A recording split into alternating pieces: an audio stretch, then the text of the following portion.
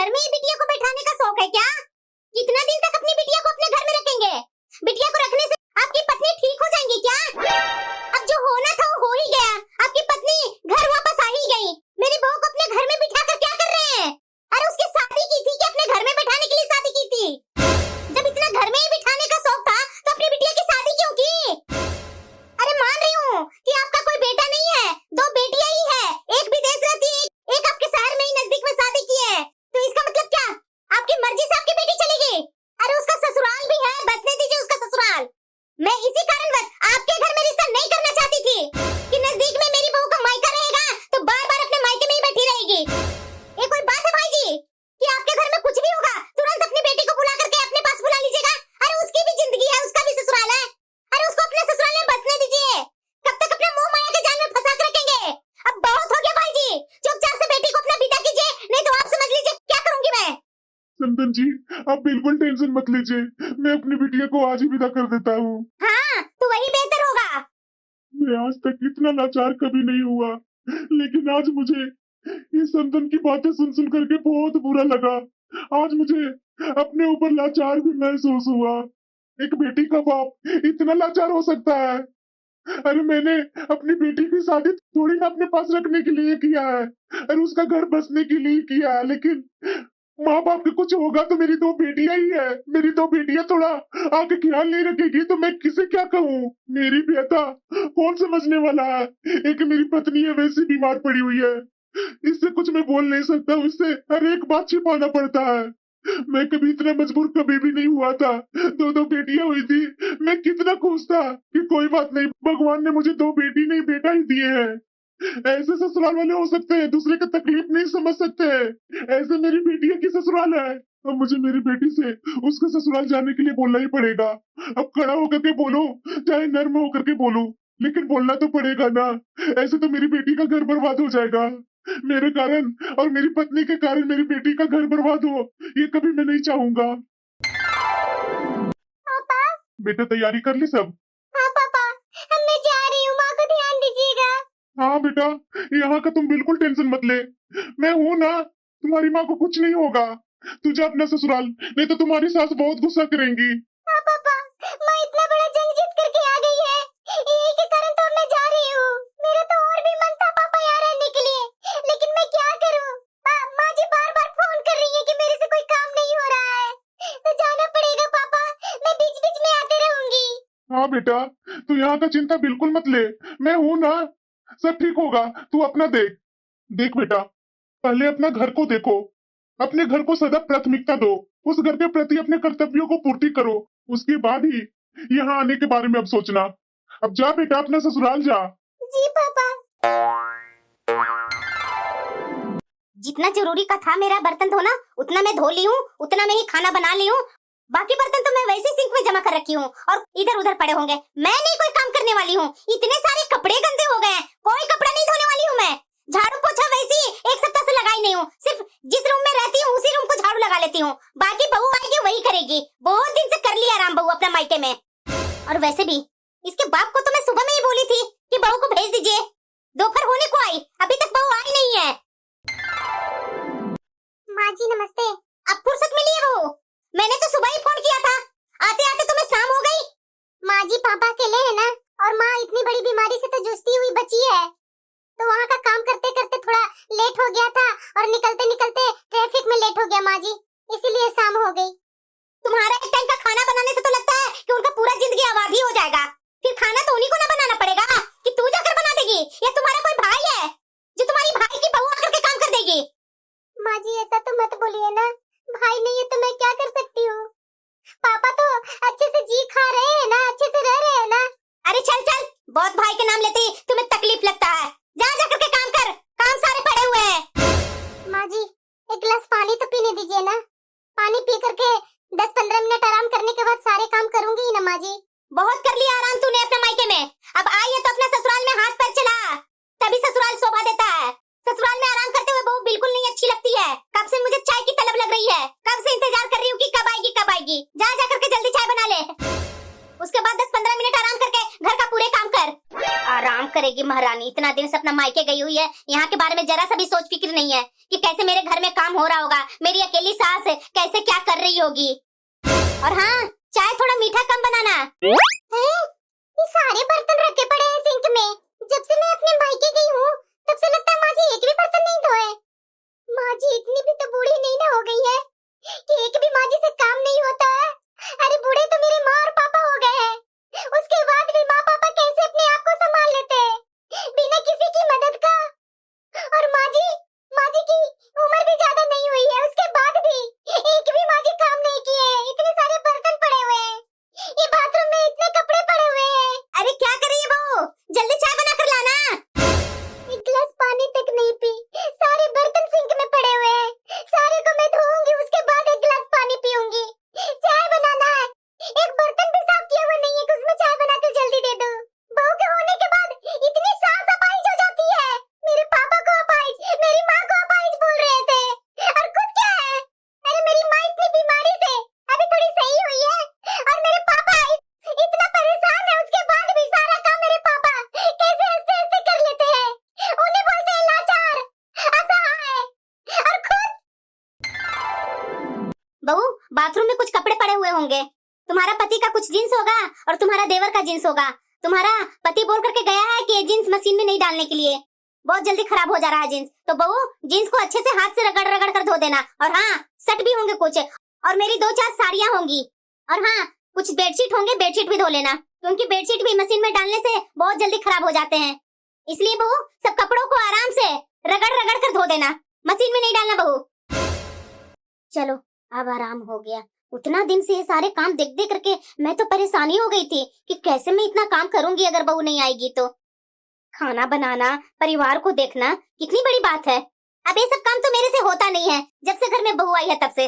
चलो चाय पी करके थोड़ी अपनी सहेलियों से जाकर के मिलती हूँ, बहुत दिन हो गया उन लोग से बात किए हुए।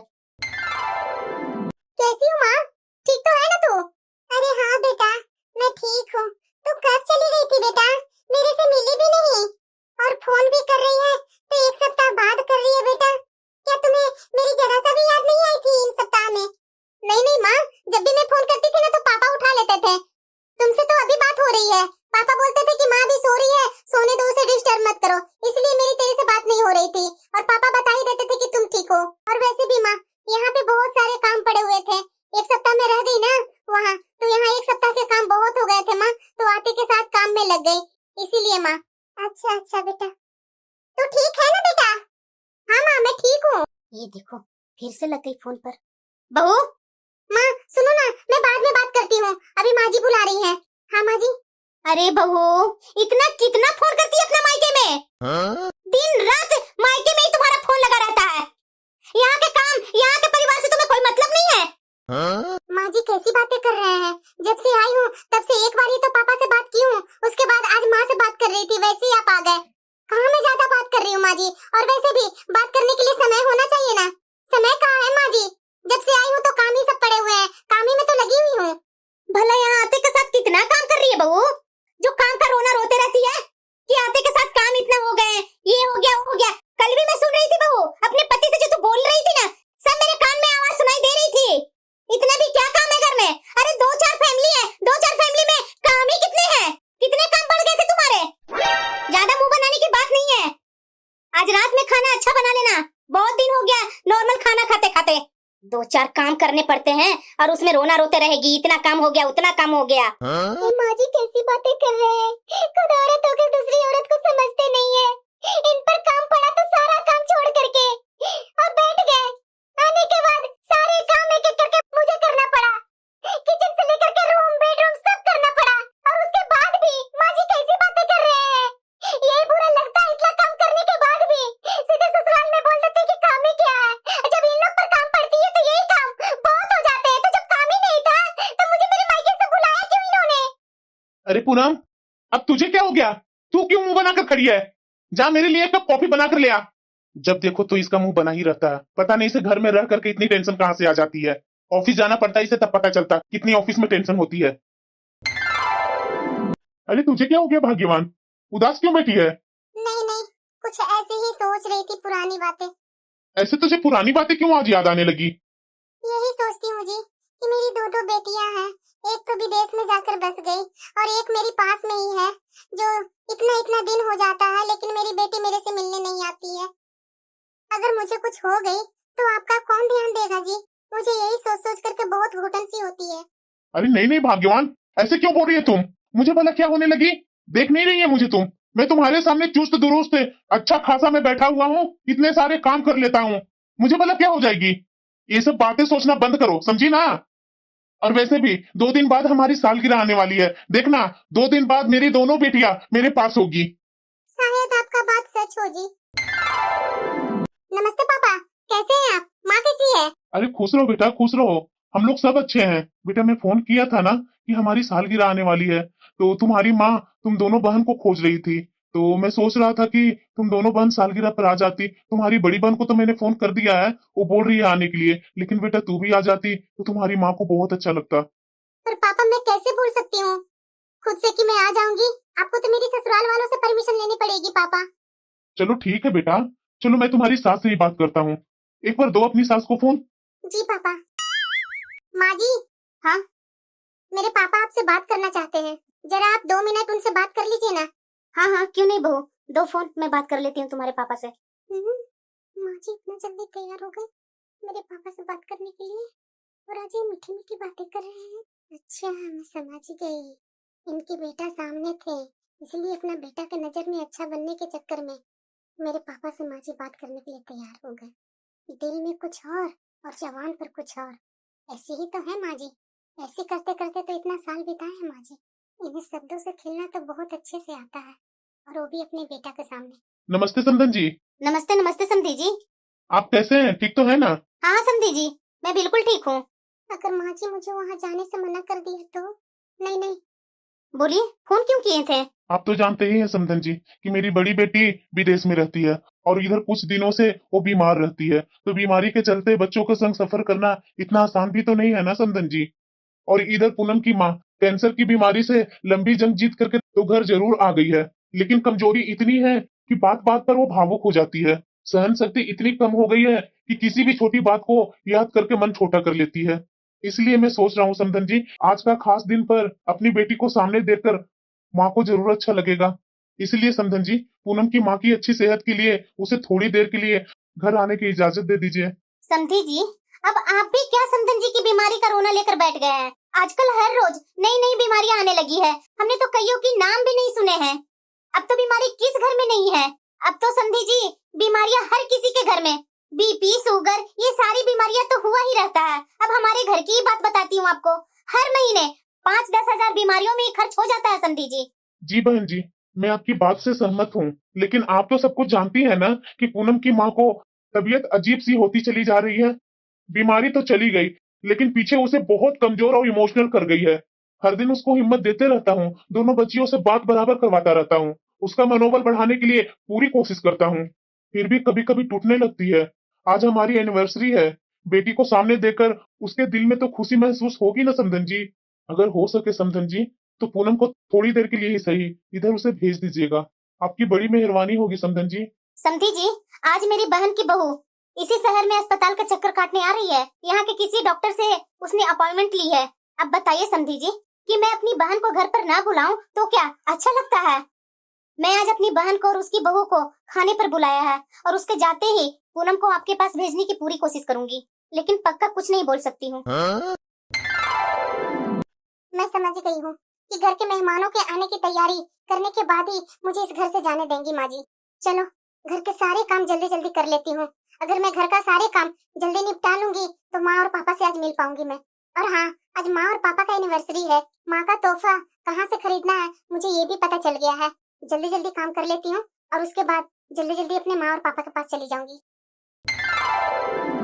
ऐसा करती हूँ, पहले मैं इनसे ही पूछ लेती हूँ, इन्हीं को मना लेती हूँ ताकि ये अपनी माँ को मना ले मुझे माँ और पापा के पास जाने के लिए। सुनिए ना। हाँ बोलो।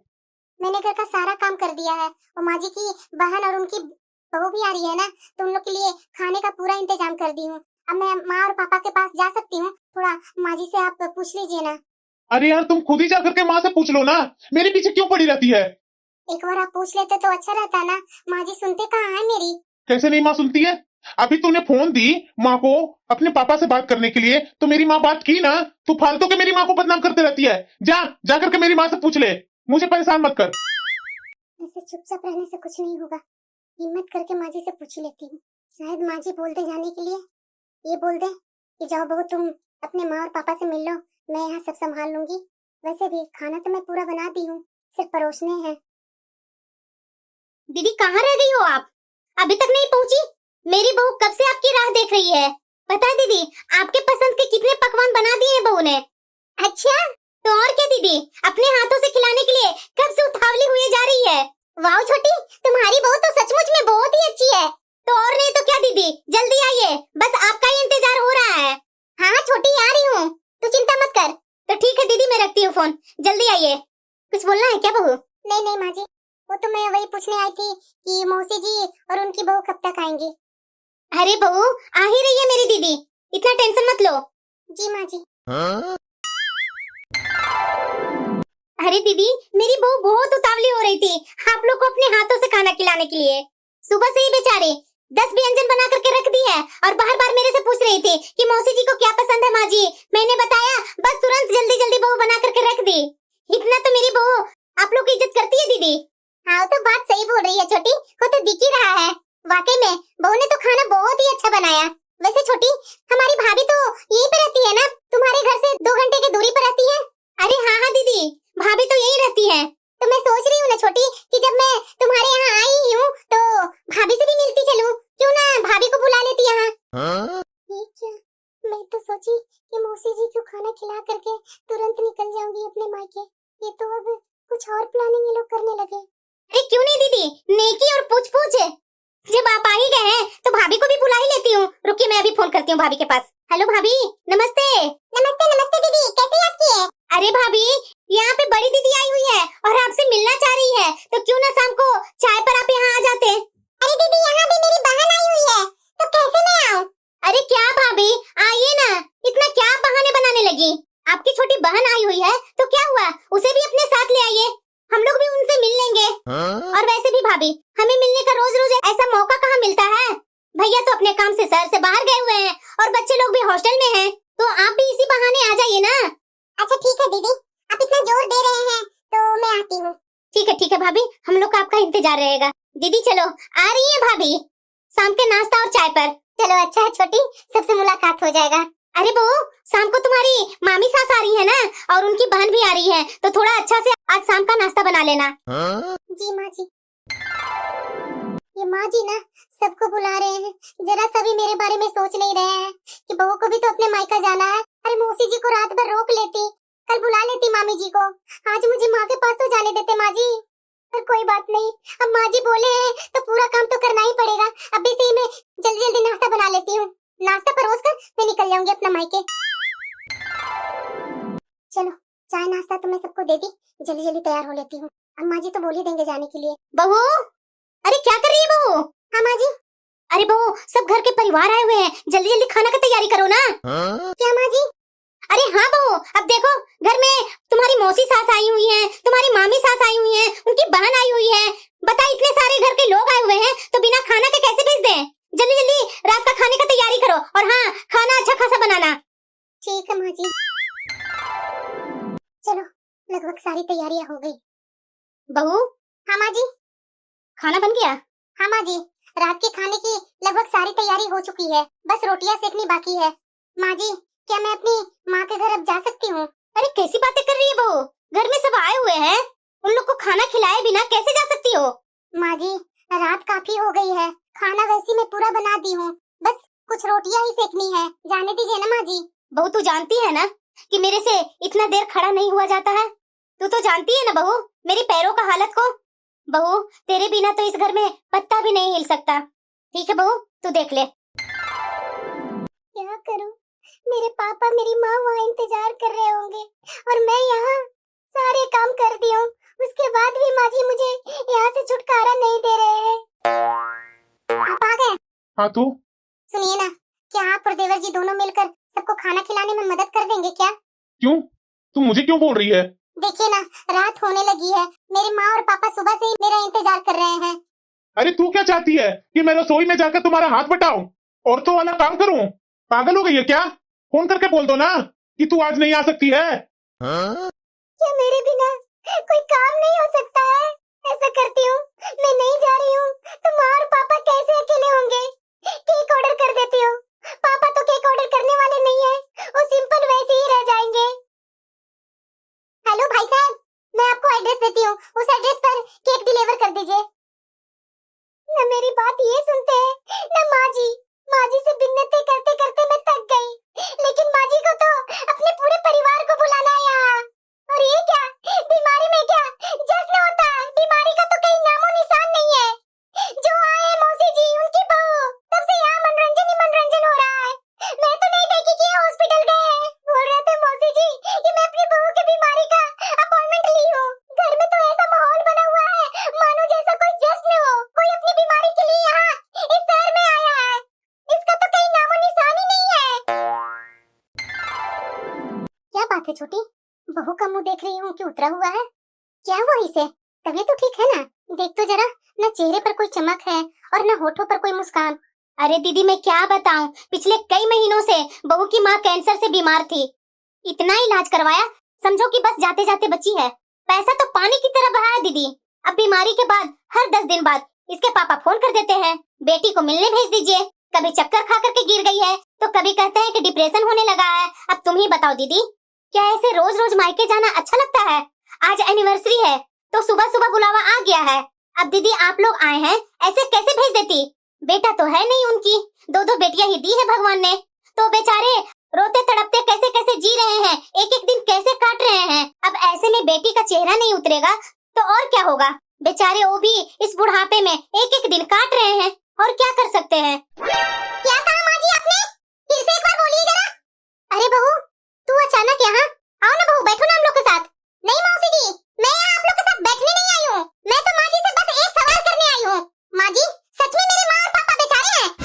माँ जी मेरे ख्याल से तो शायद आप गलत हैं, क्योंकि मुझे लगता है कि जो किसी पर निर्भर हो उसे बेचारी को उपाधि देना सही है। लेकिन मेरी माँ और पापा बिल्कुल ऐसा नहीं है।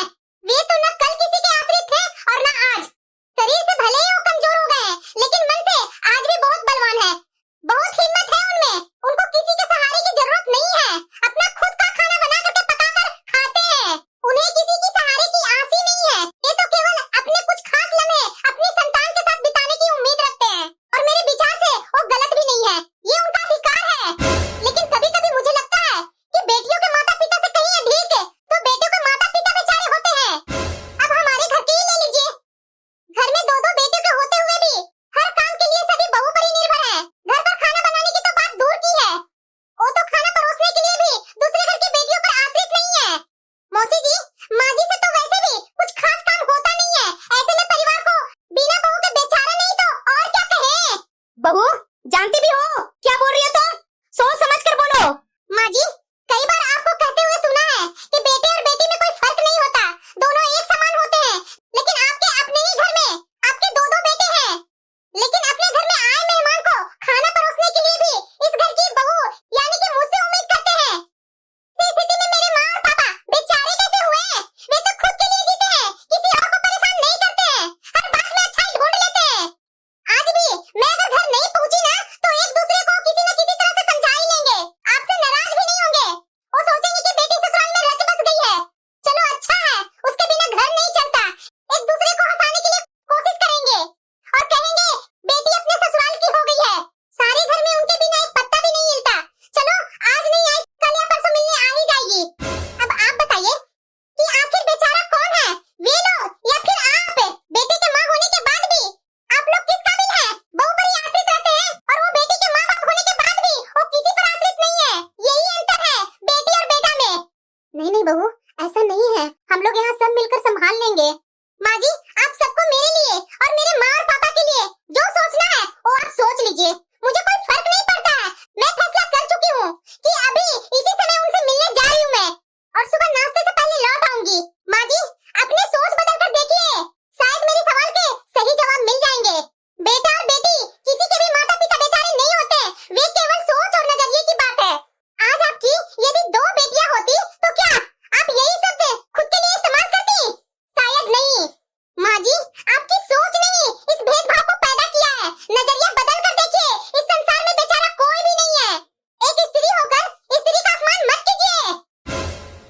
सच ही तो है, आखिर क्या फर्क है बेटे और बेटी के माता पिता होने में? ये भेदभाव केवल सोच का ही तो है, ज्यादा कुछ नहीं। अपनी बेटी के लिए जो भी कभी इस तरह के शब्द सुनना तक नहीं चाहते, फिर क्यों वही लोग दूसरे घर की बेटियों के लिए ऐसे शब्द का इस्तेमाल कर दिया करते हैं। सब कहते हैं कि समय बदल रहा है, लेकिन अभी भी बहुत कुछ बदलना बाकी है। छोटी, इस बदलाव को हमें ही लेकर आना होगा।